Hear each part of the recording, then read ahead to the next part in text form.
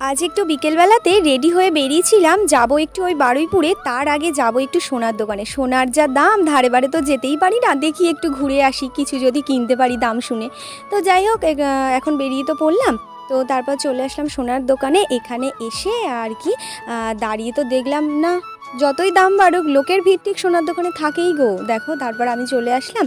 এসেই ওই একটা আংটি আর কি বানানোর ছিল, তো সেটাই বানাতে দিয়ে এখন আমি বেরিয়ে পড়েছি। ওই পিতল কাঁসার দোকানে এসেছিলাম ওই যে লক্ষ্মীনারায়ণ ঠাকুর নেওয়ার জন্য, কিন্তু ঠাকুরটা ছিল না, তাই আর কি অর্ডার দেওয়া হয়েছে। আর এই যে ডাব, আম পাতা আর এই ঘট দেখা হচ্ছিল, তো এটা দেখে পছন্দ হয়েছে, এটাকে সাইডে রেখেছি। আর তার সাথে এই যে থালা, গ্লাস, এগুলোও নেওয়া হয়েছে।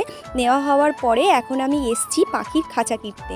আমার বোন জানো তো, একটা শালিক পাখি দুদিন ধরে মানে ধরার ভীষণ পরিমাণে চেষ্টা করছে। আমি ওকে মজা করে বলেছি, তুই পাখিটা ধরতে পারলে আমি তোকে খাঁচা কিনে দেবো। দেখো, পাখিটা ধরে আমাকে ফোন করেছে, দিদি পাখিটা ধরে